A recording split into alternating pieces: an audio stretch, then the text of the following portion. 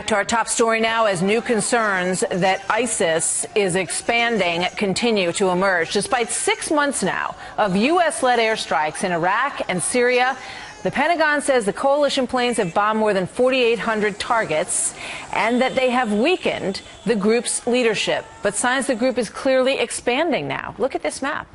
Throughout the Middle East, North Africa, when asked what the strategy is to turn back this threat, a State Department spokeswoman told Chris Matthews that killing the terrorists is not the only answer.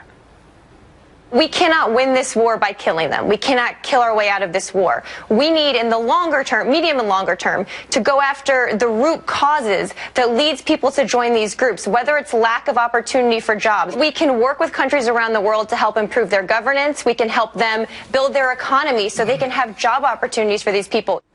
You know, K.T. McFarland joins me now, Deputy Assistant Secretary of Defense for President Reagan and Fox News national security analyst. You know, K.T., welcome. As Chris Matthews rightly pointed out, we're not talking about juvenile delinquency here, where you need a jobs program in an inner city that might help to get people off the streets. I mean, what is she talking about?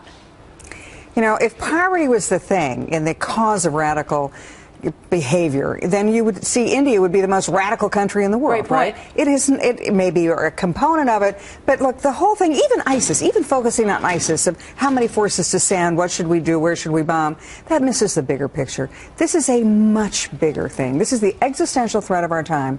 It's radical Islam that wants to destroy Western civilization, the same way Nazis want to destroy. No, it's not. The White House is holding a 3-day summit. It's just violent extremists that pop up, and they're going to, you know, you got to replace it, give them a job, and they'll give up their AK-47. Okay, I talked to General Jay Garner yesterday, and I said, well, you know, is this poverty? Is this jobs? He said, they have jobs. They're very well paid. They have 30,000, maybe as many as 100,000 ISIS fighters. They're very well paid. Now, if you want to combat them, you can't just do it on the battlefield. You can't just do it by giving them jobs. It has to be a much bigger picture. It has to have an ideological component where you say this is you have to endorse the people who are standing up, the Muslims who are standing up, like President Sisi of Egypt, who are saying to the religious leaders, you guys have to call out the bad guys. It has to have an economic component where you cut off their funding, bomb the oil fields in Iraq. They're funding and supporting radical jihad. It has to have an alliance component where the United States, and it's only the United States can do it, can step up and say,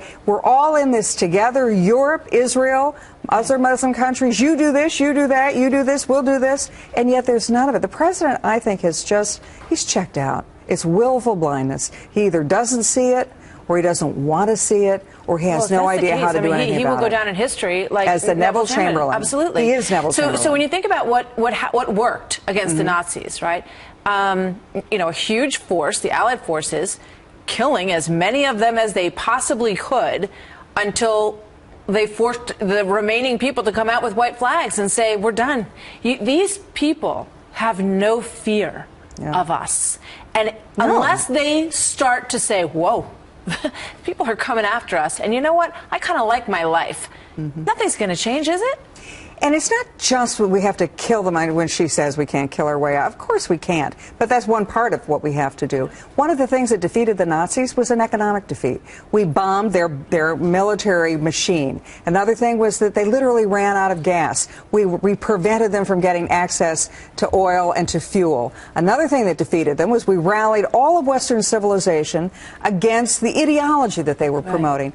We have to have all of those components to defeat radicalism. We're going to be doing this for a decade, and what I think is chilling and spooky for me is that the president has decided it's not his fight. We Western civilization will eventually defeat it, but the longer we wait, the harder it's going to be, the higher the cost is going to be. You know, if you love and respect the Muslim religion, as the president has made very clear he does, he respects the Muslim religion, why wouldn't you be standing alongside the King of Jordan and Al-Sisi of Egypt and saying, I join you in respecting your faith. Let's get rid of these people who threaten you and your countries and your stability together. It makes no sense. Or how can we help you do what you're already doing? In fact, the president didn't do any of those things. He did just the opposite.